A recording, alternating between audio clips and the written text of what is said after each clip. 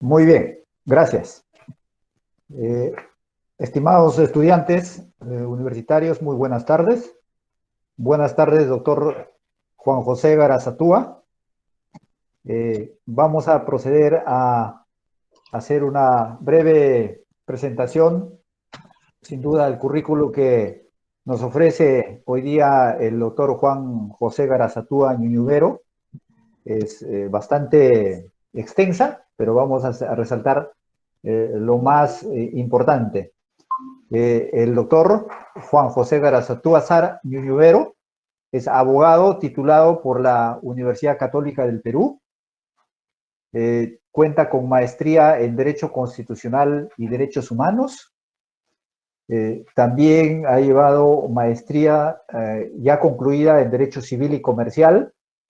Cuenta con estudios de doctorado en Derecho y Ciencias Políticas en la Universidad Nacional San Luis Gonzaga de Ica.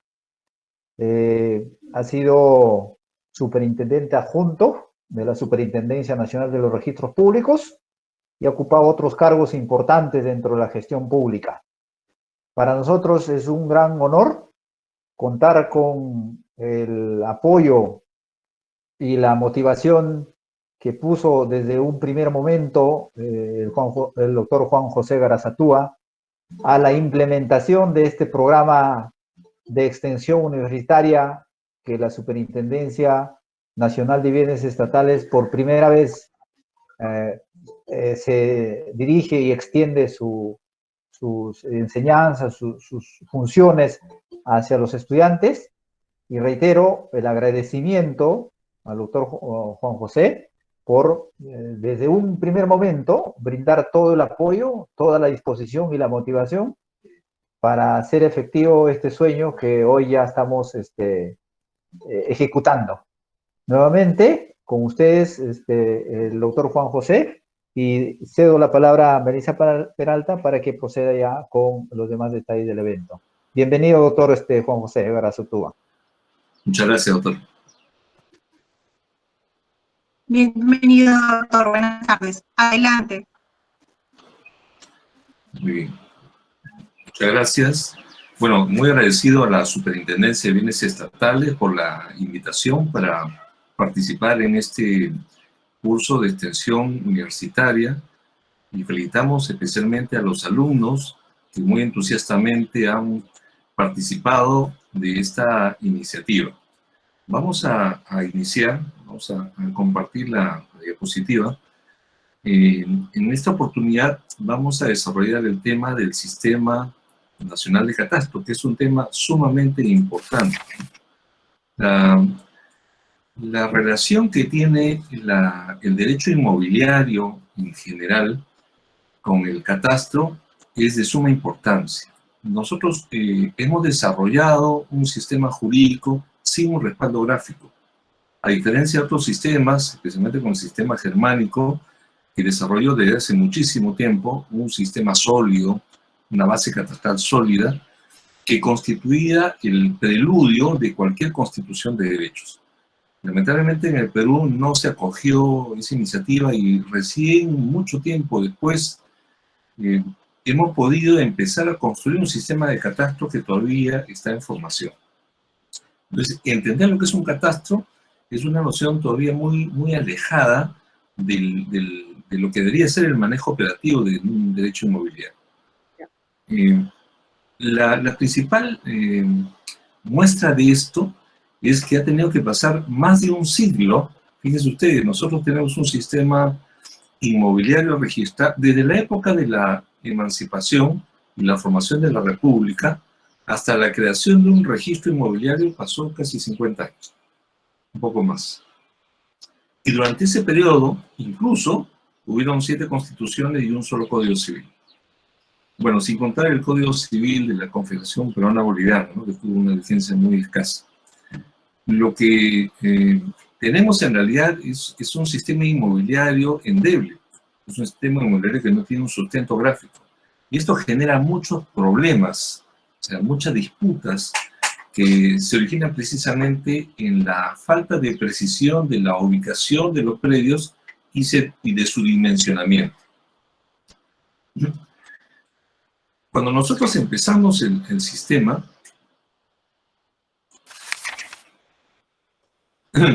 tenemos una normativa sobre catastro que empieza en realidad recién a partir del año 2004, aunque con anterioridad, a finales de los 60, empezando los años 70, en materia del derecho agrario, con ocasión del proceso de reforma agraria, se empezó con un incipiente sistema catastral, ¿no? Solamente de tierras rurales. En los años 80 se introdujo la necesidad de acreditar un plano catastral, pero en realidad carecía de sentido porque ninguna institución tenía un verdadero sistema de catastro.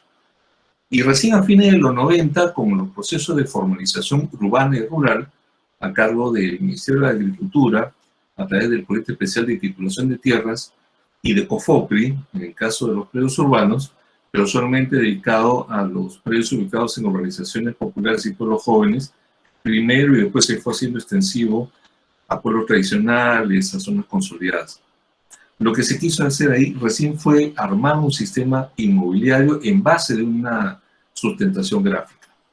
Por eso que recién, empezando este siglo, en el año 2004, se da la ley 28.294, que crea este sistema integrado de catastro.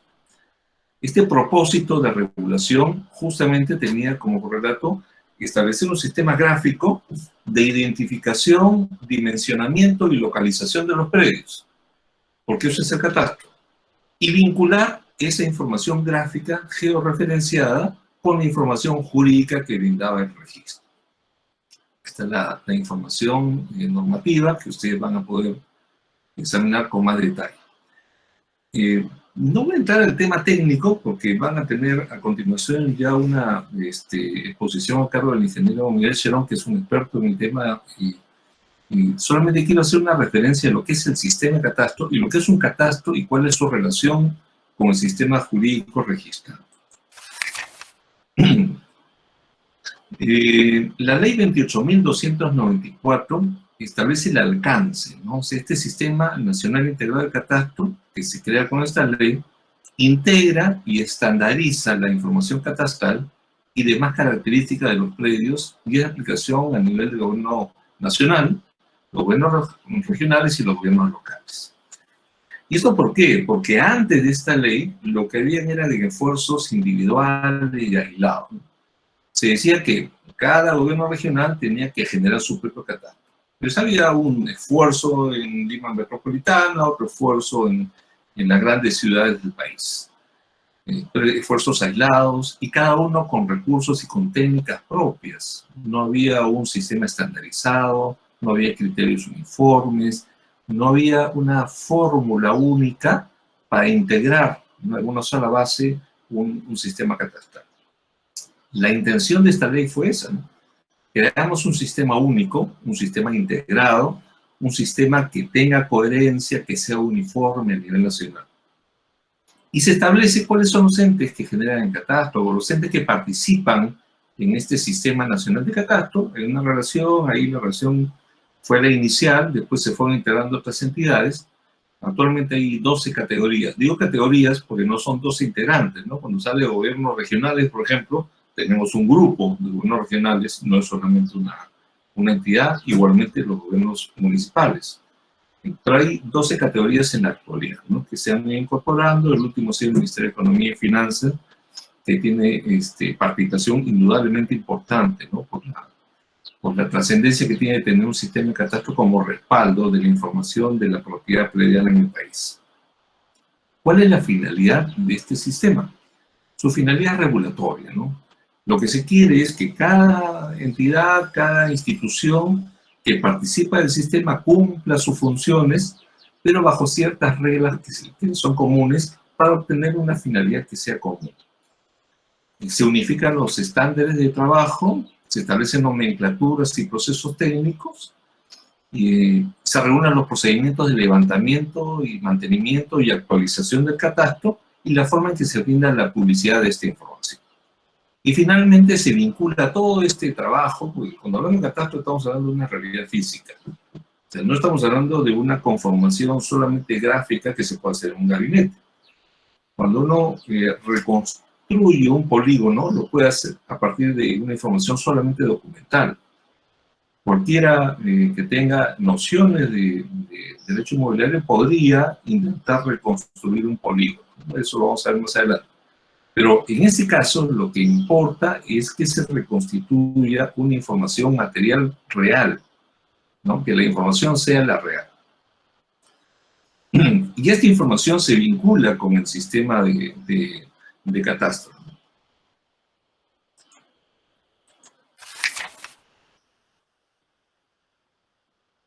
¿Cuáles son las características de este sistema nacional?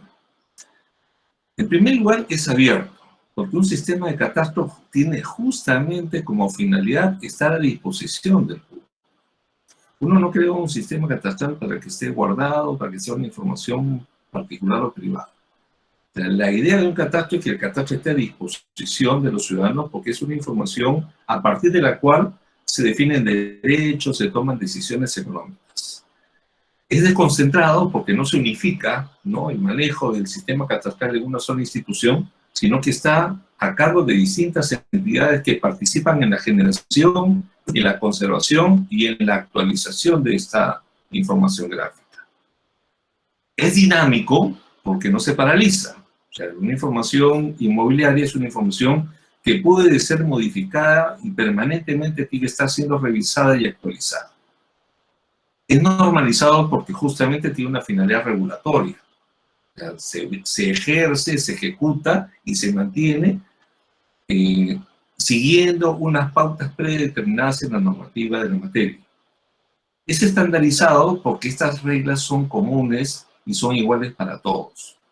Y finalmente brinda seguridad, lo que significa que genera confianza en los ciudadanos. Este último aspecto probablemente pase desapercibido, pero es el más importante. Como todos sabemos, nuestro sistema jurídico, que nace del régimen constitucional, tiene un principio no escrito, lo ha dicho el Tribunal Constitucional, que el principio de seguridad jurídica es un principio que no aparece en ningún artículo de la Constitución, pero sin embargo es un principio que está presente en todo el sistema jurídico peruano, desde la Constitución. Lo que se pretende justamente a través del sistema de catastro es que los ciudadanos tomen conocimiento de una información que es relevante para que tomen sus decisiones.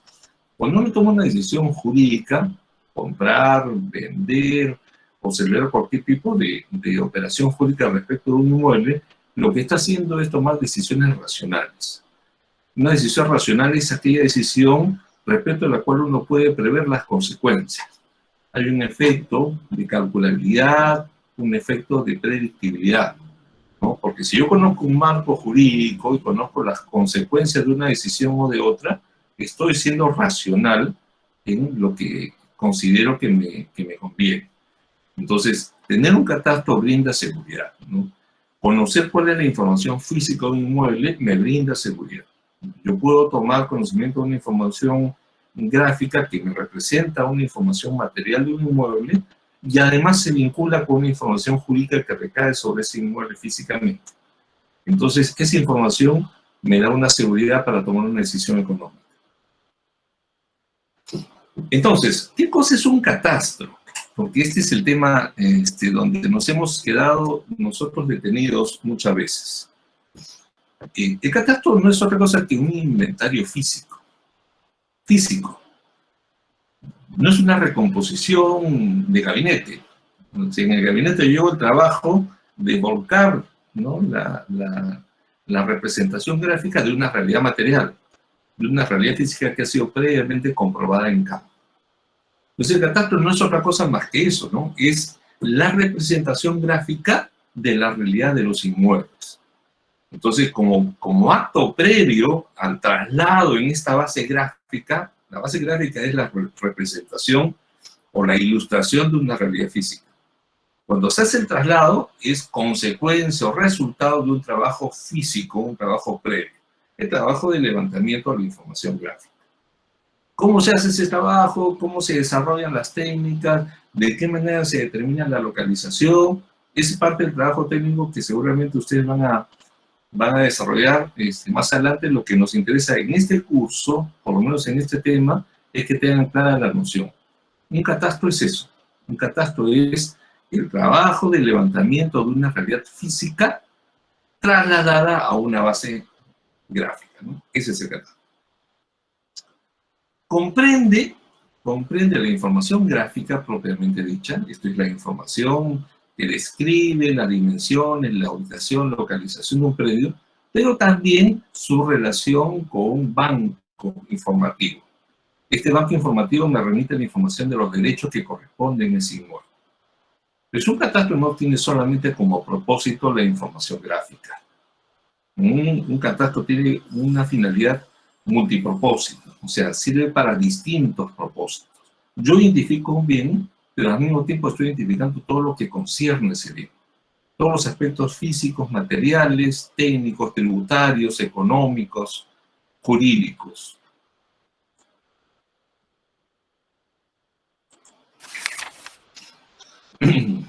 Bueno, esta es la definición, ¿no?, que hemos esbozado. El catastro es un inventario físico de los predios orientado a un uso multipropósito y se encuentra constituido por la suma de los predios contiguos que conforman el territorio de la República. Esta es la aspiración, desde luego, ¿no? Tener un catastro significaría lo óptimo, lo ideal tendría que ser tener todo el territorio de la República reflejado en una base gráfica. Obviamente no tenemos todavía una información completa de este tipo. Y de hecho no tenemos una información completa de casi todo el país. A la fecha, las únicas zonas catastradas íntegramente son los distritos de Miraflores y San Isidro. En algunos otros distritos hay sectores ya catastrados, pero no todo el ámbito distrital. ¿Y qué cosa es un predio? O sea, ¿cómo entendemos que en el catastro está reflejada la información gráfica de los predios? El predio es una superficie territorial, ¿no?, un espacio del suelo que está delimitada por una línea poligonal, continua y cerrada. Continua porque está formada por líneas que tienen un punto de inicio y un punto de finalización que coinciden. Tiene que cerrar la figura, no hay un polígono que no cierre. Si no cierra la figura poligonal, no tengo un polígono. Y por tanto no tengo la representación gráfica de un predio. Un predio siempre tiene un punto de inicio y un punto final que coinciden. Entonces, ese es el predio, ¿no? O sea, puede ser una figura poligonal regular, o puede ser un rectángulo, generalmente un cuadrado o un triángulo, o puede ser una línea irregular, que es lo que sucede en la mayoría de los casos. Y comprende además los planos verticales al suelo y al subsuelo, ¿no?, como lo define el Código Civil, ¿no? Ustedes deben conocer la definición del Código Civil, ¿no?, que la propiedad se extiende al suelo y al sobresuelo hasta donde le sea útil al propietario, con algunas limitaciones de acuerdo a ley. ¿Qué comprende el catastro? Como ya lo hemos adelantado, comprende la información gráfica propiamente dicha, que se determina por una información técnica, ¿no?, que ustedes la van a conocer después, son las coordenadas, ¿no? Las coordenadas son una fórmula de identificación numérica que establece un punto dentro de una base. O sea, dentro de una base gráfica, cualquier punto representa una ubicación. Y estos puntos están definidos por un sistema oficial, ¿no? Después vamos a ver esto, porque en el Perú hemos tenido una experiencia con un sistema anterior y actualmente estamos con un nuevo sistema. Y además es un banco de datos de la información alfanumérica de los derechos registrados, como ya lo hemos explicado. ¿Qué es el Código Único Catastral? El Código Único Catastral viene a ser la forma de identificación del predio, ¿no? El predio es un objeto, es un bien. En el caso de las personas, ¿cómo nos identificamos? Nosotros nos identificamos por un número de documento de identidad, ¿no? El DNI es nuestro documento de identidad y hay un número ahí que vincula toda nuestra información personal. Con el DNI número tal se identifica el señor Juan José Garazatúa Ñovero y él tiene una información personal única que solamente le corresponde a él, ¿no? Su fecha de nacimiento, su información de matrimonio, de domicilio, hasta su fecha de defunción. Entonces, todo el historial de Juan José Garazatúa está reflejada en un número, que es el documento que lo identifica. En el caso de los predios, ocurre lo mismo con el Código Único Catastral. Identificado un predio, a través de esta experiencia técnica de identificación física, se le asigna una forma de identificación, que es un código. Este Código Único Catastral, equivale al documento de identidad personal, de las personas naturales, lo que va a hacer es individualizar al predio, distinguirlo de otros predios, hacer que este predio con ese número no sea igual a un predio que está en una ubicación contigua. Se otorga el Código Único Catastral cuando se ha efectuado el levantamiento catastral. O sea, como consecuencia del trabajo de identificación catastral, como consecuencia de esa tarea física, se le asigna un código de identificación. Este código de identificación, como ya es una forma de identificar el bien, tiene que ser asignado a su historial. ¿Dónde está el historial del predio? En el registro de predios, a cargo de la Superintendencia de Registros Públicos. Por eso es importante distinguir, ¿no?, lo que es un sistema catastral, lo que es una base gráfica catastral, de lo que es un sistema registral. O sea, son dos informaciones que confluyen y recaen sobre el mismo bien, pero con objetos totalmente distintos, pero vinculados. La base gráfica catastral tiene que estar vinculada al registro de predios, porque el registro de predios contiene la información jurídica del predio que ha sido identificada en catastro. ¿Cómo se asigna el Código Único Catastral? Se asigna de dos formas distintas, ¿no? Si se trata de una zona catastrada o si se trata de una zona no catastrada. Como hemos señalado hace un momento, las zonas catastradas, actualmente solamente son dos, a nivel nacional, han cerrado, han culminado su proceso de levantamiento catastral. Como hay un ámbito territorial del distrito, si el universo de predios es el que encierra esa delimitación distrital, se ha culminado. Todos los predios de ese ámbito distrital han sido graficados en una base. Y esto pasa por un proceso técnico, por una corroboración, y cuando se cumple con todos los requisitos, la autoridad del Sistema Nacional de Catastro lo declara como zona catastrada. Al estar comprendiendo una zona catastrada, todo el universo de esta zona ya tiene una información, una data oficial. Es una data que ya está incorporada con carácter oficial a una base de datos y, por tanto, la información que fluye de esta base de datos tiene características distintas de una zona que no cumplió con este proceso de levantamiento catastral. En las zonas no catastradas, uno tiene que solicitar la asignación del CUC ante la autoridad generadora de catastro. Generalmente es el municipio, pero también puede ocurrir que se solicite ante una autoridad formalizadora, ¿no?, que tiene competencia para generar catastro. En este caso, como no hay un sistema o no hay una zona catastrada, el verificador lo que hace es constatar, ¿no? Por eso tiene esa condición de verificar. Verifica, pero verifica con una consecuencia jurídica importante. No es cualquier profesional, no es cualquier ingeniero o arquitecto que tiene experiencia profesional para hacer identificación de mensura de predios, sino es un verificador, un profesional que, además de ser un profesional, tiene una habilitación. Significa que tiene una condición especial asignada por el Estado. El Estado ha señalado, para ser verificador catastral uno tiene que cumplir ciertas condiciones y estar registrado en el índice de verificadores que lleva la Superintendencia de Registros Públicos.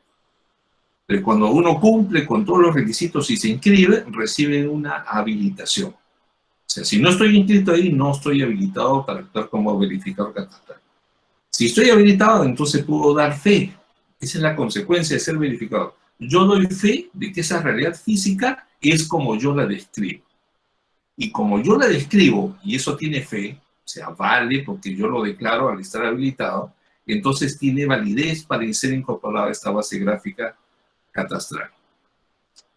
Si la entidad no le asigna el CUC, es decir, si el verificador ha cumplido con presentar los planos, la memoria, toda la información técnica, y la entidad no ha cumplido con asignarle el Código Único Catastral, entonces uno puede recurrir ante ese silencio de la institución, en el caso del municipio, a la Secretaría Técnica del Sistema Nacional de Catastro para que sea a ellos los que le asignen el Código Único Catastral.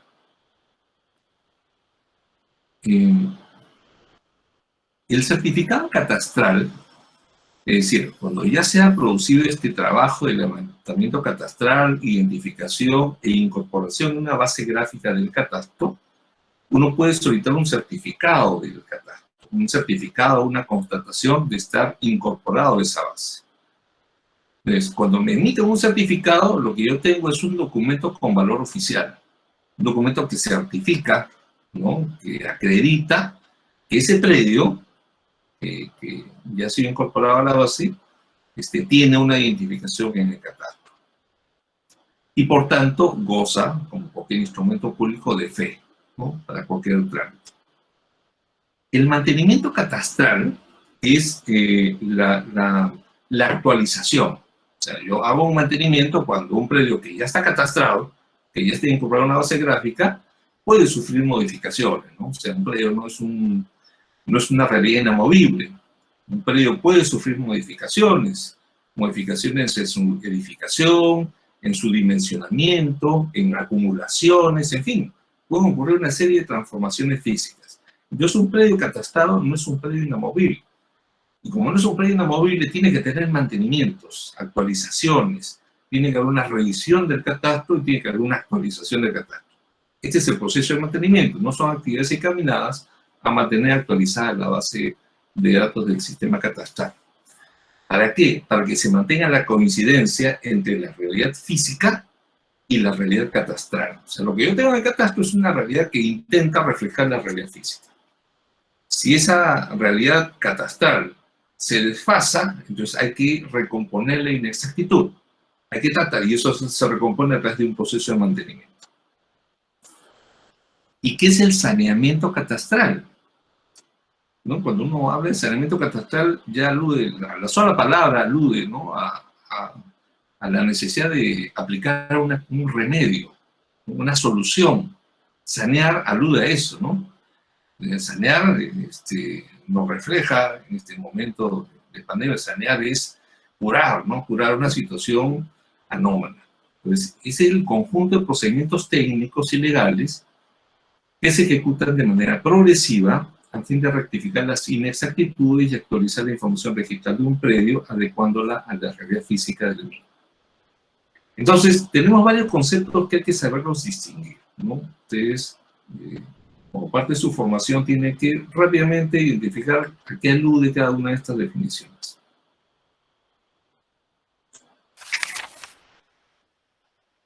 Bueno, vamos a ya adelantamos lo que es el verificador catastral, ¿no? Son personas naturales, pueden ser personas jurídicas también,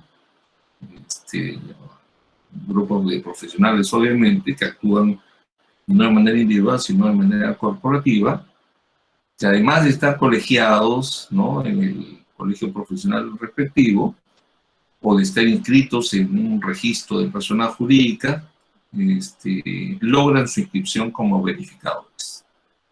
El reglamento habla de que la inscripción puede hacerse en las municipalidades y en el índice de verificadores de la SUNAT, pero en realidad nunca ha funcionado el índice de verificadores en la municipalidad, solamente opera en superintendencia de registros públicos. Desde luego, como ejerce una función que tiene trascendencia jurídica, es responsable por la declaración, es responsable por la veracidad de lo que se declara. Un verificador, en realidad, lo que hace es ejercer una confianza del Estado. O sea, el Estado no interviene directamente, no es un funcionario público el que acude a hacer el trabajo, ¿no?, en ese caso. Entonces se está delegando la confianza en un profesional que de manera independiente, pero imparcial. Muchas veces se confunde el tema, ¿no? Un verificador es contratado por el propietario, pero no es contratado por el propietario para decir lo que el propietario quiere que diga. El verificador tiene que decir lo que constata. El verificador es un constatador de realidades y tiene que declarar con honestidad lo que está constatando, sin alterar la realidad. Porque la declaración que él haga va a tener una trascendencia jurídica. Sin lugar a dudas, ¿no? Siendo una declaración que se emite en un procedimiento administrativo, porque esto va a derivar en una inscripción en una base gráfica catastral y eventualmente también en el registro de predios, cualquier inexactitud entre la declaración y la realidad ocasionaría la comisión del posible delito de falsa declaración en un procedimiento administrativo, ¿no?, con una consecuencia penal. Y finalmente se vincula, ¿no? Un sistema de catastro se vincula con el registro de predios porque permite que esta información catastral, esta información de la realidad física de un predio determinado, se relacione con la historia del predio en el registro. El sistema registral, el sistema de inscripción registral es un sistema básicamente de titularidades. A pesar de que en el caso del registro de predios lo que se tiene es un sistema basado en el folio real, la historia del predio, lo que se hace es inscribir las titularidades del predio, los derechos que recaen, las titularidades o los beneficiarios de las inscripciones, ¿no? Hay inscripciones que no reflejan derechos sino afectaciones, pero hay un beneficiario de la inscripción. Entonces, en ese sentido, la información del predio, la descripción del predio, es la que se levanta en el trabajo de formación del catastro. La información de los derechos de ese predio es lo que se inscribe en el registro de predios. Cuando la información catastral representada en el Código Único Catastral se incorpora a la historia del predio, lo que estamos haciendo es fusionar una información real con una información jurídica y tenemos una información completa. Entonces, la condición de predio saneado precisamente es la del predio que tiene, además de la información jurídica, la información gráfica catastral completa, representada en el código e inscrita en la partida del predio. Pero cuando uno ve una partida que tiene inscrito un CUP, está ante una información jurídica completa y en principio una información jurídica saneada. Digo en principio porque, como acabamos de ver, podría tratarse de una información que requiere una actualización por haberse producido modificaciones de esa realidad física. Ay, se me ha pasado Dios.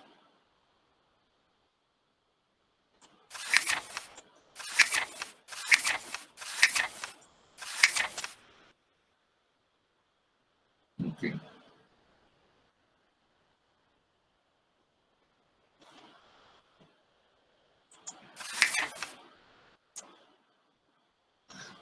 ¿Cuáles son las problemáticas vinculadas al tema del catastro y su relación con el registro de predios? Básicamente hay tres aspectos que son relevantes, ¿no? El primero, porque tiene que ver con la descripción física de los predios, ¿no? Lo primero son las inmatriculaciones, porque cuando se inmatricula un predio, como hemos señalado hace unos minutos, la información es la de las titularidades, pero esa información no recae en el aire, recae sobre una base objetiva.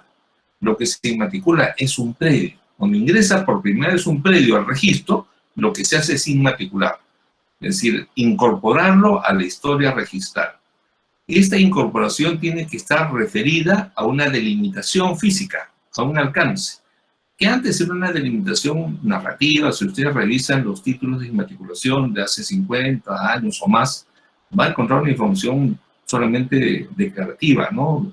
Una narración casi inútil, ¿no? En una escritura pública se escribía que el predio que se inmatriculaba colindaba por la derecha con la familia Rojas, por la izquierda con la familia Pérez y por el fondo con tierras del Estado. Entonces, una información como esa no me da ni ubicación, ni alcance, muchas veces no tenía ni siquiera medidas perimétricas. Entonces, una información tan imprecisa, tan incierta, no me permitía en ese momento una mejor identificación del bien. Por eso es importante que ahora tengamos una base catastral para que al momento de la inmatriculación yo pueda tener elementos técnicos de determinación de su ubicación, de su alcance y de su cabida, como le llaman los españoles. Esto es, medidas definidas. Además de la inmatriculación, está la inscripción de los actos de modificación del predio. Y obviamente, cuando se modifica un predio, estamos hablando de una variación de la descripción que está incorporada en una base. Si yo incorporo un predio con determinadas características en una base gráfica catastral, esta información puede sufrir modificación. Estas modificaciones se producen cuando hay actos de modificación física, que pueden ser fraccionamientos del predio inscrito, a través de independizaciones, subdivisiones de predios urbanos, a través de acumulaciones, cuando dos predios que son separados jurídicamente se juntan y forman una sola unidad, a través de otro tipo de modificaciones como las rectificaciones, ¿no? Las rectificaciones en principio no deberían ser modificaciones, sino corrección de defectos de la titulación, ha dicho el Tribunal Registral. Esta corrección de la descripción de un título se rectifica. No se modifica el predio, porque el predio siempre fue el mismo, pero se rectifica lo que decía su título de propiedad. Y finalmente las duplicidades, ¿no? Que es un problema del sistema registral. No hubiera duplicidades, no hubiera superposiciones gráficas. Cuando digo gráficas es para entender, porque muchas veces no se entiende, que no puede haber superposición de predios. Ustedes nunca han visto un edificio montado encima del otro, ¿no? Lo que pasa es que su delimitación gráfica muchas veces por la imprecisión de sus títulos no definen bien su localización y cuando uno hace el dibujo termina montándose una figura sobre la otra. Esa es una superposición gráfica. Pero uno va a la realidad y encuentra que un predio está al costado del otro, sino que su descripción ha sido inexacta y genera una aparente superposición que tiene que corregirse. Como ya lo dijimos, en ese análisis de la relación de un sistema catastral con un registro de predios, tenemos conceptos involucrados, ¿no? Ya lo adelantamos, ¿no? Que es una zona catastrada y que es una zona no catastral. Una zona catastral es aquella que ha culminado todo el proceso de levantamiento catastral y lo ha logrado incorporar a una base gráfica catastral. Y a todos los predios que conforman ese universo se les ha asignado un código único de identificación, el CUC. Una zona no catastrada es aquella que no ha terminado este proceso. Puede que existan sectores en los que se ha desarrollado o se ha avanzado ya algo del proceso de levantamiento catastral, pero no se ha culminado. Entonces es una zona no catastral. Hay muchas zonas que ni siquiera han empezado en el país. O sea, lo repito, a pesar de que la ley tiene ya 15 años, un poco más, el proceso ha sido muy lento y todavía no se ha desarrollado a plenitud una cultura, una conciencia de la formación de un catastro. ¿Qué conceptos involucrados tenemos? Hay que distinguir, cuando hablamos de titulares, qué es un titular catastral de lo que es un titular registral. Empiezo por esto último, que es más sencillo. El titular registral es aquel que tiene su derecho inscrito en los registros públicos. Si yo obtengo la inscripción de mi derecho, sea un derecho de propiedad u otro tipo de derecho, el acreedor hipotecario tiene un derecho de garantía, el usufructuario tiene un derecho de uso, ¿no? El superficiario tiene un derecho especial de propiedad temporal, y así, ¿no? Tenemos distintos tipos de derechos sobre un inmueble. Al inscribir esos derechos somos titulares registrales de cada uno de esos derechos. Eso no es lo mismo que ser titular catastral, porque el titular catastral es aquel que ha sido identificado en la realidad física. Cuando va el funcionario a hacer el levantamiento catastral o cuando va el verificador, cuando el funcionario no ha hecho ese trabajo, lo hace un verificador por cuenta del propietario, lo que hace es tomar información del predio, y toma información jurídica, no solamente información gráfica. Una de las informaciones que necesariamente tiene que consignar el verificador o el funcionario que hace el levantamiento es el de quién es el propietario. Y la propiedad, como todos sabemos, en el Perú la propiedad no requiere la inscripción es facultativa. La inscripción no es constitutiva del derecho. Yo voy al registro no para ser propietario, sino para proteger mi derecho de propiedad que ya preexiste al registro. Entonces puede ocurrir que exista un propietario que no ha inscrito su derecho, o sea, no es un titular registral, pero tiene cómo acreditar su derecho. Y no solamente por escritura pública, yo puedo tener una escritura pública que acredita mi condición de propietario, pero puede tratarse de un documento que no sea una escritura pública, porque la ley en el Perú no exige una formalidad para ser propietario. El artículo 949 del Código Civil señala que la transferencia de propiedad se produce por solo acuerdo de voluntades. Lo que significa que yo puedo ser propietario por un intercambio de correos electrónicos, por ejemplo, o por la firma de un documento privado, incluso por un acuerdo verbal. El problema será cómo demostrarlo, por supuesto, pero ese es otro tema, ¿no? Un tema probatorio, que en caso de un debate yo tendré como la obligación de demostrar. Pero significa que yo puedo ser un propietario, sí, puedo ser un propietario que no tenga la condición de titular registral. Y sin embargo puedo acreditar esa condición de propiedad ante el verificador que realiza el trabajo de levantamiento catastral. Entonces el verificador lo que hace es identificar a los titulares catastrales, ¿no? Incluso al titular de un derecho que no sea el de propiedad, dice la norma, ¿no? Puede ser un mero poseedor, puede ser un derecho distinto del de propiedad, pero tiene la obligación de consignar cuál es la naturaleza del derecho que está incorporando en esa base catastral.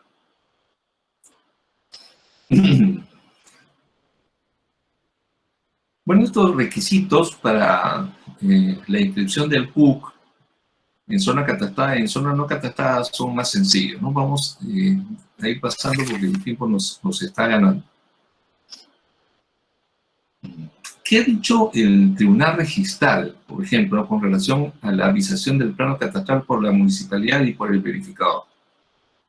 El Tribunal Registral, que es el órgano de segunda instancia en la calificación de los títulos que se presentan para inscripción, ha señalado que cuando el plano ha sido expedido por un ente generador de catastro, que puede ser un municipio u otro ente que tenga esta competencia para generar catastro, aunque no haya sido formalmente declarada zona catastrada, no requiere la intervención del verificador catastral, por cuanto éste elabora planos ante la inexistencia del levantamiento catastral. Claro, lo que pasa es que estos son los inicios, pues, ¿no?, de la formación de un catastro. Hay un desconocimiento, una falta de identificación de cuál es la naturaleza de esta labor. El verificador catastral tiene una naturaleza subsidiaria, ¿no? Interviene a falta de. O sea, no necesariamente debe tratarse de una zona declarada catastrada para que no intervenga el verificador catastral. Puede ocurrir que en una zona que todavía no es declarada zona catastrada, el órgano que genera catastro intervenga y asigne el código único catastral. En ese caso, obviamente, si interviene el ente general que tiene competencia para generar catastro, no se necesita que intervenga un verificador catastral.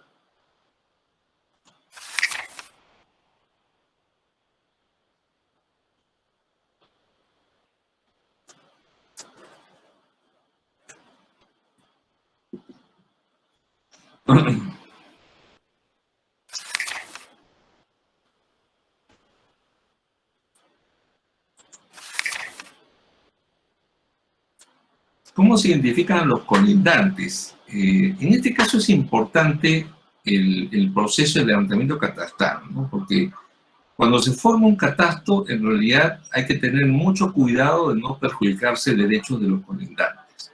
Entonces, por eso es necesario no solamente identificar el ámbito de ubicación del predio, la titularidad del predio, sino quiénes son los que están alrededor. Porque a esos que están alrededor podría resultar que se les pueda afectar algún derecho. En consecuencia, el verificador catastral o el funcionario que levanta catastro, lo que debe hacer es identificar todo el entorno. O sea, todo el entorno que circunda el predio, para que al momento de la evaluación y de la calificación se tenga certeza de quiénes son las personas que pudieran estar involucradas.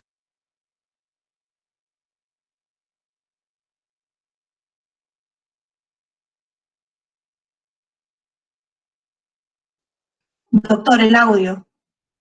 Doctor Juan José, el audio, por favor.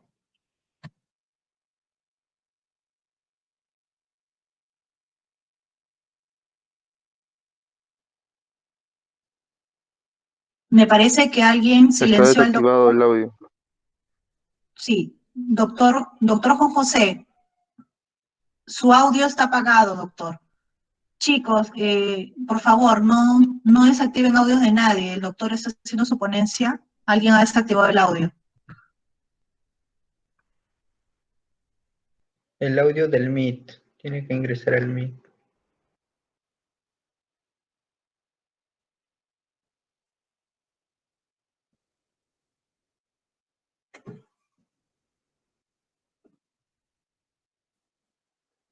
Profesor Juan José, Jaime López, gerente general de la SBN, te habla.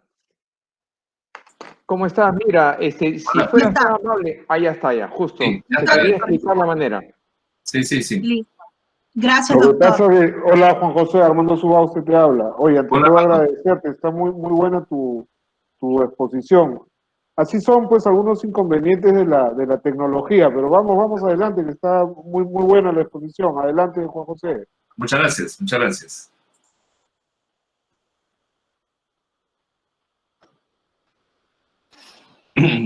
Bueno, lo que señalaba es que esta identificación de los colindantes la hace el verificador catastral o el funcionario de la municipalidad o del ente generador que realiza el trabajo de levantamiento físico respecto de esa realidad extrarregistral, la realidad física. O sea, levanta información gráfica y también información jurídica de los propietarios o de los que tengan cualquier otro derecho sobre el predio y sobre los predios colindantes. A nivel registral, fíjense usted que hay dos tipos de información que son importantes acá, ¿no? A nivel de la realidad física, quienes intervienen y identifican estos datos son el verificador catastral o el funcionario de la municipalidad o del organismo que realice el levantamiento catastral. A nivel registral, quien realiza la identificación de esta información es el área de catastro registral. Y acá voy a hacer un breve paréntesis, ¿no? El área de catastro registral, así se llama, es un área técnica que no realiza catastro. Tiene el nombre de catastro porque maneja información gráfica, maneja la incorporación de la información catastral de los entes que generan catastro, pero no realiza levantamiento catastral. Bueno, esta área, denominada área de catastro registral, lo que hace es identificar en las partidas registrales que están en su base gráfica registral la información de los propietarios, tanto del predio que se está saneando, como de los predios que colindan gráficamente en el registro con ese inmueble. Bueno, el Código Único Catastral, como ya lo adelanté, es la forma de identificación del predio, ¿no? El documento con el cual se va a identificar el predio y se va a vincular al predio con la información del registro. Cuando se lleva el Código Único Catastral al registro pueden ocurrir dos cosas. Puede ocurrir que la descripción del predio, cuando lleva uno el Código Único Catastral, no lleva solamente el número, sino que lleva toda la información gráfica descriptiva del predio. Entonces, el predio que tiene el Código Único Catastral, número tal, tiene el área tanto y tiene las siguientes medidas perimétricas. Y está ubicado en esta localización con un cuadro de datos técnicos. Esa es la identificación técnica. Puede que esa información técnica coincida con la información del registro, pero pueda que no. Entonces vamos a analizar cuáles son los supuestos, ¿no? ¿Qué pasa si coincide? Si coincide, el artículo 24 del reglamento de la ley señala que será procedente la inscripción directa del CUC. O sea, si yo tengo un Código Único Catastral que identifica un predio con determinada información gráfica, y esa información gráfica es la misma que está en el registro, no hay nada que agregar. O sea, lo único que hay que agregar es el número del CUC. Entonces, si coincide, si en el análisis que hace el área técnica de catastro registral determina que la información gráfica que viene en el CUC es la misma información gráfica que tiene el registro, entonces dice al registrador, todo está ok, todo está conforme, y el registrador procede a incorporar el código. Dirá, se inscribe el Código Único Catastral en este predio, la partida del número tal. Y lamentablemente son muy raros estos casos, ¿no? Son escasos los casos en los que se ha logrado esta total coincidencia. Siempre la realidad física presenta algunas disimilitudes. Entonces, ¿qué ocurre en este caso? Lo que va a ocurrir es que ante la no coincidencia se tenga que producir una consecuencia distinta a la anterior. La anterior, la consecuencia era que se inscribía directamente, ¿no? Como no coincide, lo primero que surge es que no se va a inscribir, porque hay una discrepancia. Pero puede ocurrir, digo puede porque en realidad acá viene un tema de criterio. Los registradores son funcionarios que ejercen su trabajo con autonomía, dice la ley. En realidad es independencia, ¿no? O sea, los registradores determinan la admisión o no de una inscripción en base de un criterio personal. Decir autonomía no es decir arbitrariedad tampoco, ¿no? Es un funcionario sometido al orden jurídico, debe cumplir con el principio de legalidad, con debido procedimiento. Entonces, podría ocurrir que tenga el criterio de que la sola discrepancia, aunque sea mínima, hace necesario que esa diferencia se sanee, ¿no? Que se tenga que seguir un procedimiento de adecuación de esa discrepancia menor. Pero podría ocurrir que no, que diga, pero hay unas normas, que se las vamos a ver al final, que regulan lo que son las tolerancias catastrales registrales. Entonces, si la diferencia no es relevante, según un cuadro que ha aprobado el sistema de catastro, entonces se pasa por alto la discrepancia, el predio se mantiene inscrito con la información que ya está inscrita, y a pesar de que el CUP tiene información distinta, esa información no impide la incorporación del CUP. Si uno quiere que la información real prevalezca, entonces esa información real tiene que seguir un procedimiento de rectificación, pero ya tengo el código único catastral incorporado a la partida. Va a depender, obviamente, en este caso, de lo que decía el registrador. Por eso lo pongo en condicional. Eso es lo que decía, ¿no? El artículo 62 genera lo que se llama un procedimiento de saneamiento catastral registral. ¿Qué es lo que dice el artículo 62 del reglamento? Que cuando el registrador advierte que hay una diferencia entre lo que describe el CUP y lo que está en la información del registro, inicia un trámite de saneamiento, un trámite de solución.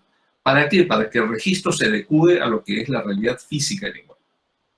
Porque eso es lo ideal, ¿no? Pues el registro debería ser la representación de la realidad de los bienes inmuebles. O sea, debería describir el inmueble tal como aparece en la realidad física. Entonces, para que esa realidad física ingrese al registro, hay que hacer un proceso de saneamiento. ¿Y por qué un proceso de saneamiento? Porque como va a haber una modificación, hay que tener cuidado de que los que están alrededor, los colindantes, no se ven afectados. Entonces hay que notificarlos, hay que explicarles, ellos tienen que tener derecho a formular sus objeciones. De repente son objeciones infundadas, de repente son objeciones solamente de susto, pero después se dan cuenta que no se les está afectando.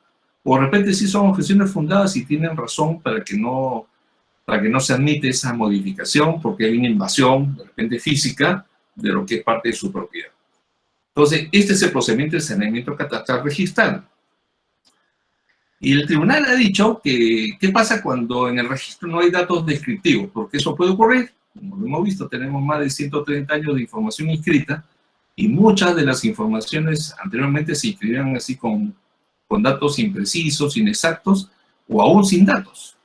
Entonces, cuando no había datos, había una duda, ¿no? ¿Qué pasa? ¿Cómo cotejo si no hay datos? Y el tribunal dijo, bueno, si no hay datos, ese es un supuesto de inexactitud. O sea, si no tenemos datos, entonces se tiene que sanear. Tenemos que seguir el procedimiento del artículo 62, iniciar el procedimiento, en pocas palabras. Vamos a pasar este tema rapidito, porque nos estamos atrasando.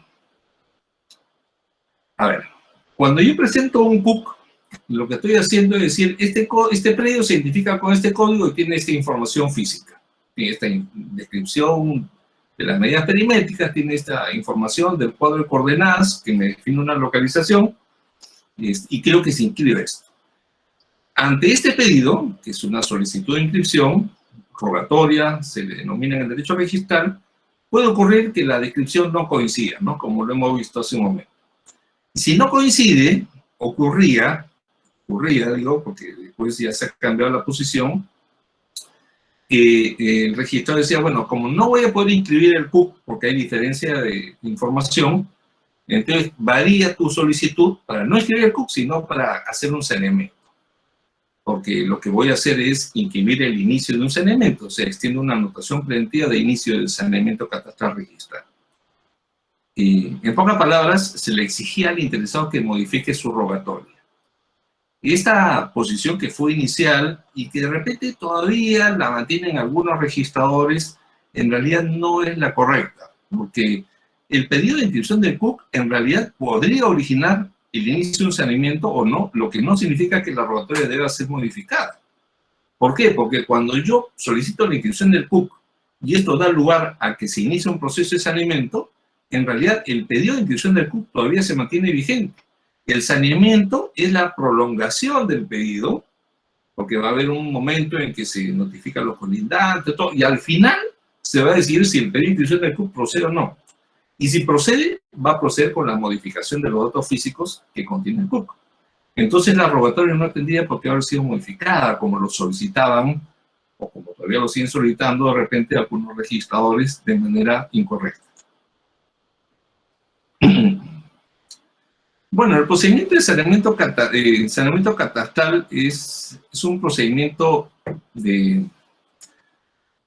de cautela, ¿no? O sea, lo que se quiere es evitar que los colindantes se vean afectados. Y se les otorga un plazo, ¿no? Primero se les informa, ¿no? Primero se les notifica y se les dice, bueno, de acuerdo a este pedido, hemos visto que este pedido tiene información física distinta de la que tiene inscrita, y como al costado están ustedes, que son los colindantes, les comunicamos para que usted tome conocimiento de este pedido, y si tienen alguna objeción, la hagan valer dentro de un plazo determinado, ¿no? Ahí se muestra la información. Antes eran 60 días, después se amplió a 80 días. Ahí hay un comentario, ¿no? En realidad, cuando se inicia un procedimiento de saneamiento catastral, no se sabe cuánto tiempo va a tomar. O sea, el solo hecho de la notificación es impreciso. Porque muchas veces ocurre que el colindante no tenga una información domiciliaria. O sea, puedo tener identificación de quién sea propietario, pero puede ser un terreno vacío. Entonces se notifica en el documento de identidad que figura en el RENIEC o en el domicilio que figura ante la SUNAT, en fin. Hay distintas formas de notificar y el proceso de notificación puede traer a su vez distintos problemas. Entonces, ¿cómo saber si 80 días o 60 días son suficientes o no? Me parece que ahí hay de repente una imprecisión de la norma, ¿no? Pues la norma no tiene por qué predeterminar cuál es el plazo de duración del procedimiento de saneamiento catastral. O sea, tiene que durar lo que tiene que durar, y hay que dejar que en ese transcurso se desarrollen todas las actuaciones necesarias para que nadie vea vulnerado su derecho. ¿Qué pasa, por ejemplo, si se cumplen los 80 días hábiles y no se ha completado el proceso de notificación? Esto es algo bastante común, ¿no? Porque muchas veces el predio que se está saneando colinda con un condominio, con un conjunto residencial. ¿A quién se le notifica? ¿A los departamentos de ese condominio que colindan o a todo el condominio? Porque puede tratarse de un condominio de 500 departamentos o de repente varias torres, ¿no? Y que tiene solamente una partida. Entonces, el tema se hace complicado en la práctica, en la realidad operativa. Bueno, entonces, ¿qué hace el registrador? Cuando detecta que hay discrepancia, cuando el área de catastro le dice discrepa, la información del CUP discrepa de la que tengo yo en mi base gráfica, entonces el registrador tiene que extender una anotación preventiva. ¿No? Tiene que decir, bueno, no procede la inscripción directa al CUP, pero inicio el proceso de saneamiento, extiende una anotación preventiva de inicio del procedimiento. Y deriva toda la actuación para que se empiece el proceso de notificación a los colindantes. ¿A qué colindantes? A los colindantes catastrales y a los colindantes registrales. Es decir, a los titulares catastales, eso de lo que conversamos hace un momento, lo que identificó el verificador al momento de hacer el levantamiento físico, o lo que identificó el área de catastro del registro cuando hizo el análisis del pedido de inscripción del CUP. Se les notifica, ¿no? A través de la unidad registral, antes era la gerencia registral, la cambió de nombre, y una vez que toman conocimiento, corre el plazo de 60 días para que puedan formular oposición.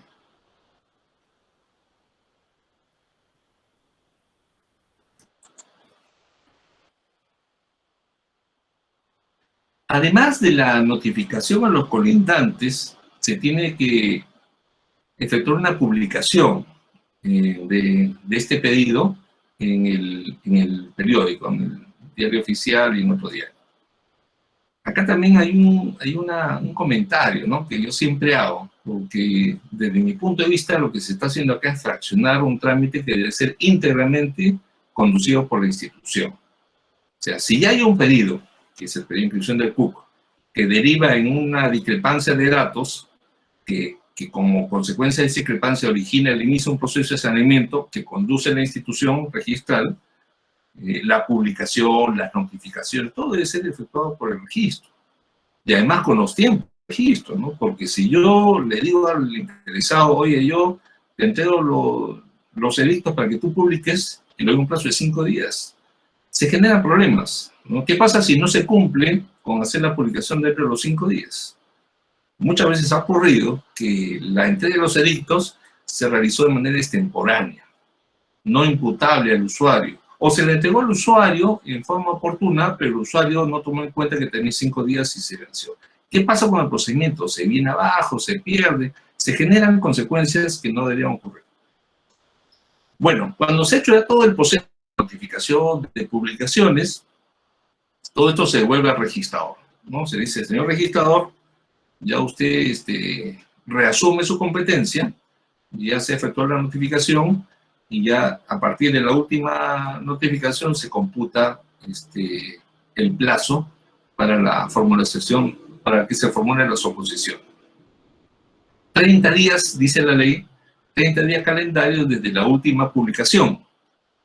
Si no se ha producido una oposición en ese plazo, dentro de estos días, 30 días calendarios, entonces el registrador dice, bueno, entonces el CUC queda convalidado. Lo inscribo con la información que tiene, ¿no? O sea, la información de registro, que era distinta, va a cambiar. Como nadie se ha opuesto y se ha cumplido con avisarles, entonces se va a inscribir la información. Porque todos han tenido oportunidad de hacer una objeción y no lo han hecho.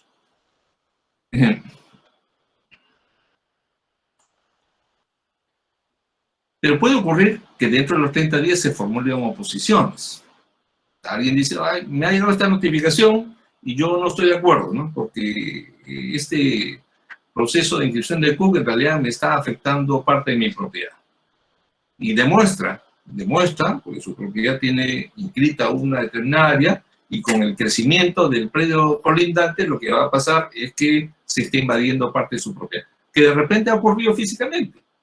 Porque como el CUC es la información del levantamiento de la realidad física, de repente la realidad es que había habido una invasión parcial del predio colindante, y el predio colindante nunca se dio cuenta, y cuando le llegó la información de la inscripción del CUC, se puso a medir su terreno y se dio cuenta que el área del interior frente, que tenía un metraje, en realidad físicamente tiene menos, y deduce que esa diferencia es porque el predio colindante ha crecido sobre su propiedad. Entonces se opone, ¿no? Genera una posición, demuestra que la generación del CUC está perjudicando su derecho, y con eso se impide que se inscriba el CUC. Ahora, si yo me opongo, es porque no quiero que se inscriba el CUC, ¿no? O sea, el pedido es negativo. Un momentito, ese pedido que ha hecho esa persona, que tiene un número de ingreso, no quiero que se convierta en inscripción. Si yo me opongo, no estoy generando un pedido de inscripción. Entonces, si no genero un pedido de inscripción, ¿por qué la oposición se presenta por el diario? El diario es el ingreso de los pedidos de inscripción, para que se entienda mejor. O sea, cuando yo formulo un pedido de inscripción, una solicitud de inscripción, una rogatoria, lo tengo que hacer por el diario, porque el diario es como el tomarrazón. Por ahí entran todos los pedidos, porque a partir de ese pedido hay un orden de prioridad. Y ese pedido ingresó en una fecha y en una hora determinada. Y esa fecha y esa hora determinada marca una prioridad. Entonces, el derecho que se inscribe se repropia al momento de la solicitud de inscripción. Para eso sirve el diario. Pero si yo formulo oposición, no tiene sentido que la oposición se ingrese por el diario, porque esa oposición no va a generar una inscripción. No va a terminar en una inscripción. Va a terminar en que no se inscriba eventualmente una inscripción que tiene otro tipo, otra rogatoria. Entonces, ahí hay también una incoherencia en la regulación del trámite de oposición. Bueno, se resuelve esto en primera instancia por lo que era antes la gerencia registral, actualmente se denomina unidad registral.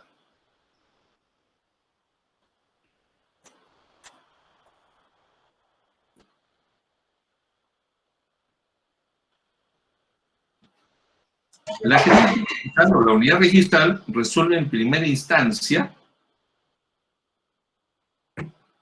y contra lo que resuelva la unidad registral se puede apelar a una segunda instancia, que es el tribunal registral, ¿no? Que es el órgano de segunda y última instancia administrativa de registro. Entonces yo tengo dos instancias administrativas, ¿no? La unidad registral en primer lugar, que antes era la gerencia registral, y el tribunal registral como órgano de segunda instancia. Contra lo que resuelve el tribunal registral, puedo recurrir a la vía judicial a través de la acción contencioso administrativa, dentro de los plazos que determina la norma, ¿no? La norma que regula el proceso contencioso administrativo. Vamos a avanzar, porque el último nos está ganando. ¿Qué pasa cuando el área de catastro no puede ubicar las partidas de los predios colindantes? Porque esto también ocurre, ¿no? como la base gráfica del registro es una base gráfica de información, y es difícil, imagínense ustedes qué difícil es la tarea, ¿no? Tenemos 100 años de información inscrita sin datos gráficos.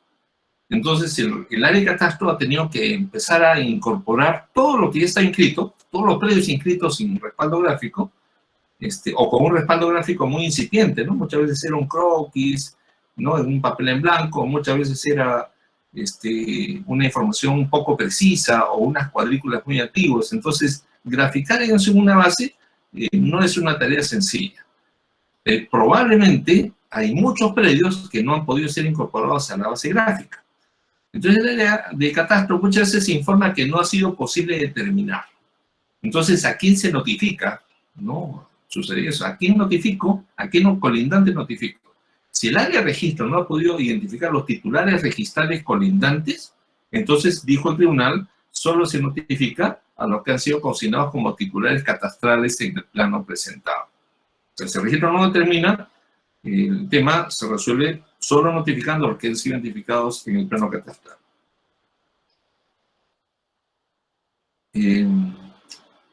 Bueno, hay casos en los que el predio colindante no tiene medidas, ¿no? El tribunal ha dicho que no es relevante que alguno de los predios colindantes no tengan medidas perimétricas inscritas, porque esto justamente es el resultado del proceso que dará la formación del catastro. El sistema geodésico oficial. Les mencioné hace unos instantes que en el Perú se ha llevado antiguamente un sistema de información de georreferenciación, pero actualmente ese sistema ya no es el oficial, ha sido modificado ya hace algunos años, desde 2011 si no me equivoco, por un nuevo sistema. Entonces, ¿qué es lo que pasa? Hay sistemas de georreferenciación que están con el sistema antiguo, que es el PSAD 56, que tiene un sistema de numeración distinto del actual, que es el WGS 84.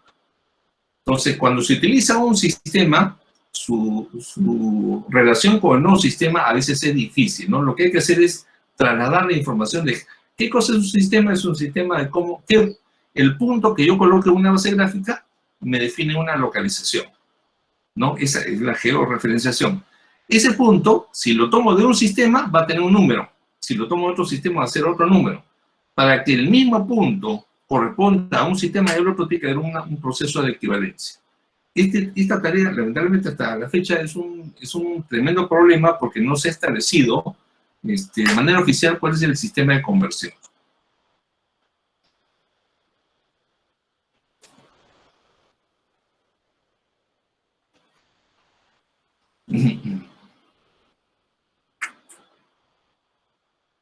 Bueno, es un proceso de generación. Hay que hacer el dato, ¿no? La resolución jefatural 086-2011 puso fin a la vigencia del antiguo sistema geodésico PSAT 56, y a partir de entonces el único sistema que debe utilizarse de manera oficial es el WGS 84. Durante un tiempo convivieron, ¿no? Durante un tiempo se permitió que se siga utilizando el sistema antiguo, especialmente en la base gráfica de registro, porque la base gráfica de registro se conformó con el sistema antiguo. Entonces, como tenía toda la información en el sistema antiguo, se siguió usando, ¿no? Durante un tiempo, pero en la actualidad ya no, ¿no? Ya no se... Cualquier información que se presente, se debe presentar en el sistema WGS 84, o en todo caso en ambos, ¿no? Que es lo más recomendable, ¿no? Se presenta un plano con información georreferenciada, presento dos columnas, ¿no? Con el sistema antiguo y con el sistema actual, para que no exista ningún problema de identificación. Muchas veces es conveniente presentar el sistema antiguo porque como la información antigua está en ese sistema antiguo, se identifica, ¿no? La forma de georreferenciación. Bueno, el verificador catastral tiene un código, tiene un número de matrícula, y este código además tiene que ser corroborado, ¿no? O sea, yo tengo que verificar como registro que quien ha intervenido como verificador, en primer lugar, sea el verificador que figura con ese número. Y en segundo lugar, si todavía sigue habilitado, ¿no? Porque puede ocurrir que ese verificador estuvo habilitado, pero ya no lo está, o está sancionado, eventualmente puede estar suspendido, porque hay algunas consecuencias también cuando no se ha ejercido adecuadamente la función del verificador. Cuando el predio objeto de saneamiento no está ubicado en zona catastrada, de acuerdo a la ley, No es exigible el requisito de la hoja informativa catastral. Bueno, esto es evidente. O sea, cuando un predio está en una zona catastrada, el documento que acredita su condición de predio en zona catastrada es la hoja informativa catastral. Y la hoja informativa catastral no puede exigirse cuando el predio está ubicado en una zona no catastrada. Acá hay un tema de falta de entendimiento, ¿no? O sea, no es posible que yo le exija a un predio que esté ubicado en una zona no catastrada que presente la hoja informativa catastral. Basta con los planos elaborados y firmados por el verificador catastral.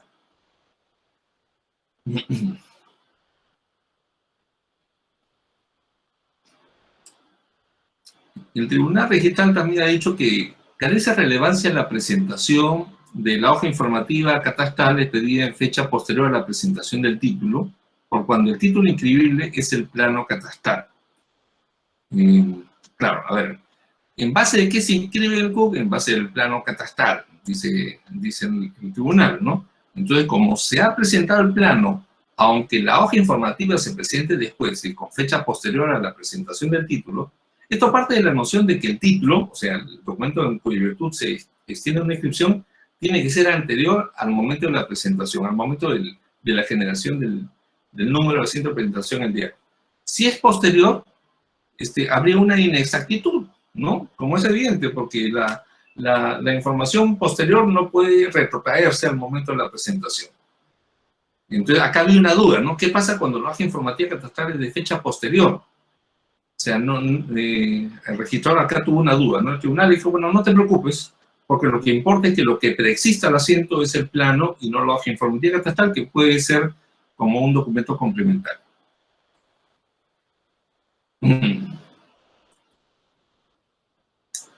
Y la inscripción del CUC para la determinación del área, linderos o medidas perimétricas.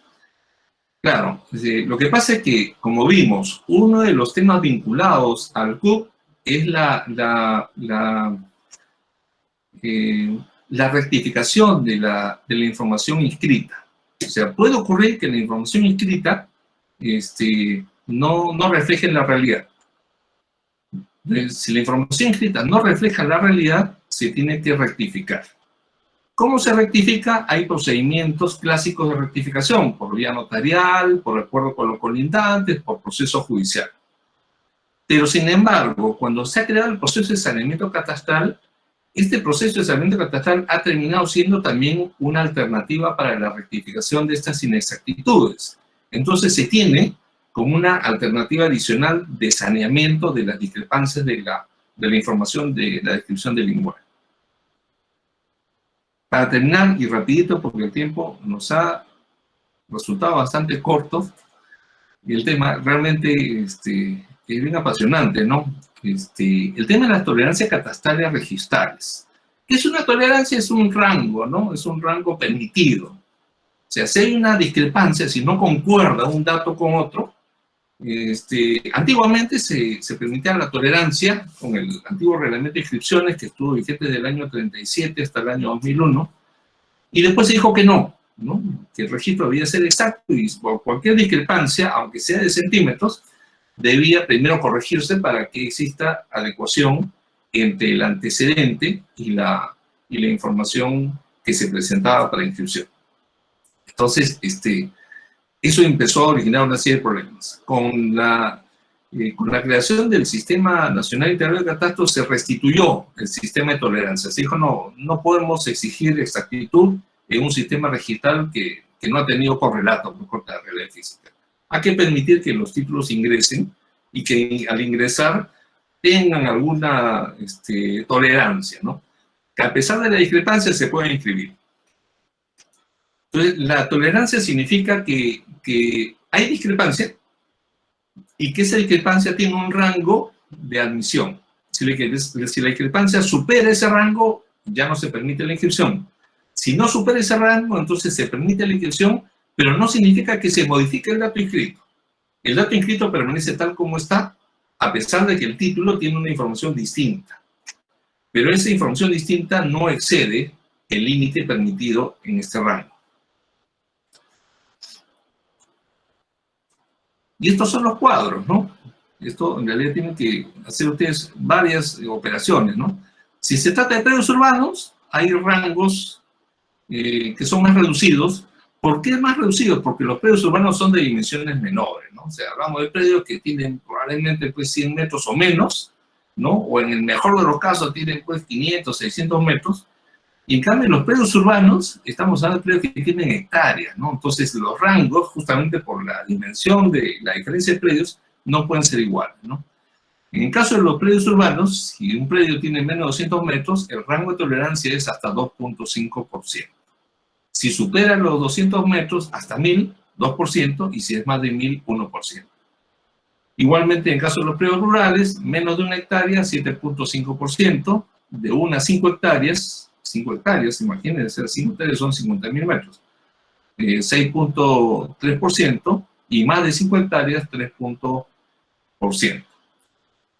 Ahora, claro, ¿cómo aplico esto? Acá hay un problema que todavía no se ha superado y todavía no hay un pronunciamiento al respecto, ¿no? O sea, si yo tengo un predio de más de 1000 metros, imaginemos que tiene 1001 metros, ya está en el tercer rango. Aplicamos la alícuota de 1%, o es que aplicamos los rangos, los primeros 200 metros, 2.5, de 200 hasta 1002, y por ese metro adicional, 1%. Pareciera que esto es lo lógico, ¿no? Pero sin embargo, solamente lo dejo ahí como un comentario, todavía no hay un pronunciamiento de alguna autoridad o algún órgano competente, ¿no? Para establecer un criterio definido, ¿no? Desde mi punto de vista, esa debería ser la lógica de aplicación, porque si no, no tendría sentido establecer rangos, ¿no? Por tramos. Esto es igual, ¿no? Cuando calculamos los impuestos, como cuando hacemos otro tipo de operaciones que se establecen por tramos. Cada tramo debe aplicarse en su tramo, ¿no? Y no el total. Pues si yo aplico el total, el resultado total al rango que le corresponde, entonces estoy disminuyendo. Si ese predio de 1001 metros le aplico el rango de 1%, entonces lo que estoy haciendo es disminuir la posibilidad de la tolerancia, ¿no? Porque si tuviera un poquito menos, si tuviera 999, le hubiera aplicado el doble.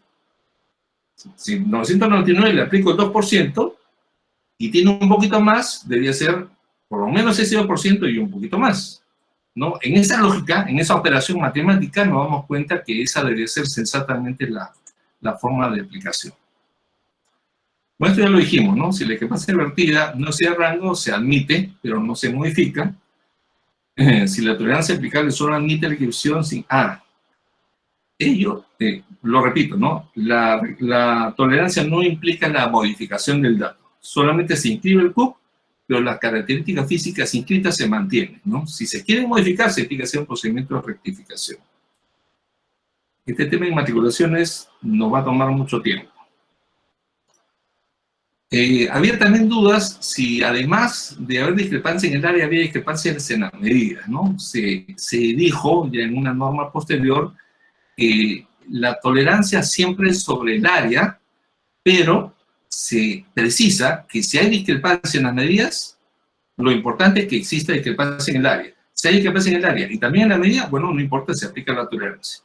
Y si solamente es una discrepancia en la medida y no en el área, entonces no se aplica la tolerancia.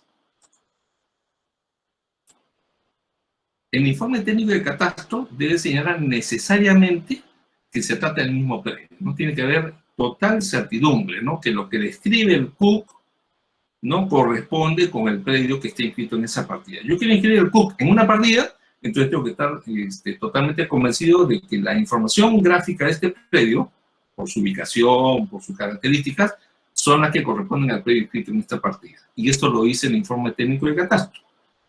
Y además que no se afecta las áreas de los predios colindantes. Bueno, esto que no se afecta en realidad puede que se afecte, ¿no? Y esta afectación eventual lo que da es un derecho a la oposición, pero no significa que el informe de catastro impide que se inscriba. O sea, lo que va a ocurrir es que en ese caso hay una advertencia y como consecuencia de la advertencia se va a notificar y estos colindantes son los que tienen que ejercer su derecho de oposición. Claro, si la diferencia advertida por la ley de catastro está dentro del área de tolerancia, entonces no se tiene que observar el título. A pesar de que esto es evidente, ha sido necesario que existan estas resoluciones del tribunal para que se mantenga este criterio. Bueno, llegué al final, la verdad un poquito ajustado, Yo les agradezco por la atención. Voy a pasar a absorber algunas preguntas hasta donde me alcance el tiempo. Por favor. Muchas gracias, doctor Juan José. Sí, las consultas son las siguientes. Participante Luis Alberto Yucra indica: doctor, buenas tardes. ¿Existe alguna relación entre catastro y base gráfica catastral? Sí, claro. Claro. El catastro se refleja en una base gráfica que, por ser del catastro, se denomina base gráfica catastral. La base gráfica catastral es la que tiene la entidad que ha generado el catastro. La entidad que ha hecho el trabajo físico de levantamiento. Y se diferencia de la base gráfica registral. La base gráfica registral es la que ha hecho el área técnica del registro para recomponer los polígonos a partir de la información de los documentos, que eso no es un catastro. Entonces, una cosa es la base gráfica catastral, que es la información de la información física de los predios, y otra cosa es la base gráfica registral, que es la recomposición de los polígonos a partir de los documentos inscritos. Muchas gracias, doctor. La siguiente pregunta llega a cargo de la participante Noelia Buendía. Ella nos indica: ¿qué pasa cuando la información del catastro y del registro no coinciden? ¿Cuál prevalece? A ver, lo repito, ¿no? Porque eso fue justamente el tema central de la exposición. Cuando la información del catastro en el CUC, o sea, ¿cuándo se va a producir esta discrepancia? Cuando yo quiero inscribir el CUC. Yo quiero inscribir el CUC con la información catastral. Cuando la información catastral no coincide con la información gráfica del registro, lo que va a ocurrir es que no se puede inscribir el CUC directamente, pero se inicia un procedimiento de saneamiento catastral. ¿Qué significa? Que el registrador genera un asiento de anotación preventiva en la partida, indicando: se ha solicitado la inscripción del CUC, pero existen discrepancias según informe técnico número tal, y en consecuencia se inicia el procedimiento de saneamiento catastral de acuerdo al artículo 62 del reglamento de la ley de catastro. Y acto seguido se traslada al área técnica del registro para que se efectúen las notificaciones a los colindantes, las publicaciones, el plazo de oposición y todo lo que hemos conversado. Gracias, doctor. La siguiente consulta llega a cargo de Yavilet Vera. Ella nos indica: mi pregunta es la siguiente: ¿qué pasa si el terreno colindante pertenece al Estado? ¿Cómo se haría el proceso de notificación? Se le notifica al Estado. Si está inscrito el nombre de una entidad, ¿no? Porque puede ser una propiedad de una entidad determinada, se notifica a la entidad. Si no está inscrito el nombre de una entidad determinada, se notifica a la Superintendencia de Bienes Estatales. Pero se tiene que notificar obligatoriamente, ¿no? Gracias, doctor. La siguiente consulta indica: Judy Montes dice: ¿la hoja informativa catastral debe ser materia de modificación en consonancia con el mantenimiento catastral? Sí, claro. Claro, la hoja informativa catastral es el reflejo de la base gráfica catastral. Cada vez que se hace un mantenimiento, que se hace una actualización y se modifica la data, ¿no? Porque ha habido una variación, se tiene que modificar la hoja informativa catastral. Correcto, doctor. La siguiente consulta viene a cargo del participante Álvaro Sánchez. Él nos indica: ¿es posible la aplicación de tolerancias catastrales en el caso de propiedades sujetas al régimen de propiedad horizontal? Por ejemplo, tiendas comerciales, galerías. Sí, claro, claro. En realidad no hay una limitación para la aplicación, ¿no? O sea, la única limitación es que sea el rango de tolerancia. Como lo repito, la tolerancia no significa modificar la data es la misma. Lo que pasa es que el título presentado tiene una información distinta de la inscrita. La información inscrita se mantiene tal cual, pero a pesar de esa discrepancia, el título se incorpora al registro. El acto se inscribe. Gracias, doctor. Finalmente, vamos a cerrar con esta consulta. Lady Solange Paucar indica: ¿a qué se refiere que no hay sistemas de conversión entre sistemas de referencia? Existen métodos geodésicos de conversión de 3, 7 y 13 parámetros que permiten referenciar las anteriores coordenadas a un nuevo sistema, como el ejemplo el PSAT y el BGS. ¿Qué inconvenientes hay para su aplicación? Bueno, esa es una pregunta técnica, ¿no? Yo prefería no contestar esa pregunta de manera cerrada. Lo que voy a decir es que por mi experiencia profesional, he tenido la oportunidad de discutir este tema con los expertos, y lo que manifiestan los expertos es que no hay una fórmula que sea oficial. Existen varios métodos, que es lo que me han explicado, existen varios métodos de conversión, pero en estos sistemas no se sabe cuál es el que prevalece. Entonces, como no se sabe cuál es el que prevalece, no existe un dato oficial, no existe una norma que diga, utilice este sistema de conversión. Si existiera esa norma, no estaríamos en la incertidumbre, ¿no? Entonces, por eso, para que el tema sea un poquito más claro.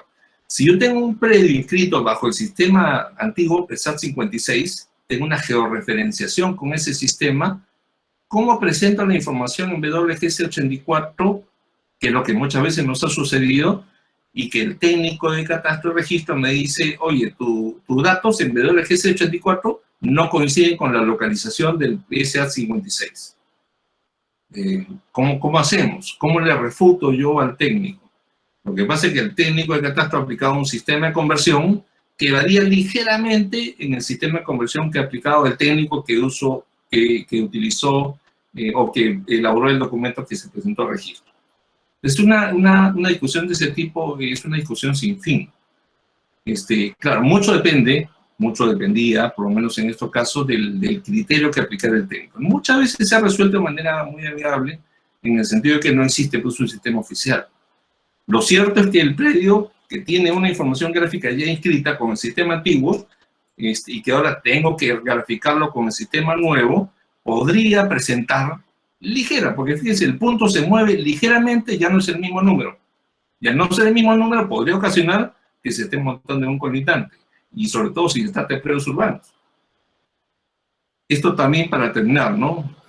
He escuchado a muchos expertos que cuestionan la utilización de los sistemas de georreferenciación para predios urbanos, porque en el caso de los predios urbanos ya existe una cartografía base, ¿no? Ya existe un proceso la ciudad tiene ya un sistema oficial, ¿no? De identificación de la ubicación de los predios. Si yo recurro a un sistema de identificación georreferenciada, como muchas veces ha ocurrido, lo que pasa es que represento al predio a la mitad de la pista. Y todos sabemos que lo que estoy dibujando ahí es el predio que está ubicado en la esquina de una calle con otra. No hay forma de que yo pueda equivocarme. Pero por la utilización de un sistema de georreferenciación, muchas veces se presentan estos problemas, ¿no? Y son problemas originados por este sistema de conversiones, ¿no? Pero en todo caso, para que el tema quede claro, yo prefiero abstenerme de dar una respuesta definitiva porque es un tema técnico y yo no soy el experto en la materia, ¿no? Solamente traslado mi experiencia profesional. Muchas gracias, doctor. Son todas las consultas que podemos atender dentro del horario. Agradecemos la participación del doctor Juan José Garazatúa. Doy pie al doctor José Mas, director de Normas y Registro, quien hará la despedida pertinente. Doctor José. Muchas gracias, estimados alumnos. Doctor Juan José Garazatúa, nuevamente el agradecimiento institucional por su aporte en la formación de los profesionales semilleros, seguramente, y mañana más tarde campeones en el tema de lo que es saneamiento de la propiedad estatal, identificación de los predios, porque el tema del catastro ayuda mucho en la identificación de los inmuebles y modera los conflictos sociales. Cuando tengamos predios identificados, localizados, permitirá tener una facilidad en la transacción comercial, facilidad en la identificación del bien, dónde comienza, dónde termina, agilizará las inversiones y obviamente con eso llega más rápido el servicio público y la prosperidad. Nuevamente el agradecimiento, doctor, por su valioso aporte a la formación de este gran equipo humano y seguro que eso se va a multiplicar cuando estos chicos se incorporen mañana más tarde a la vida profesional privada o en el sector público. Muchas gracias nuevamente. Muchas gracias a ustedes. Encantado de estar con ustedes. Y mucha suerte a todos los participantes. Los felicito. Buenas tardes.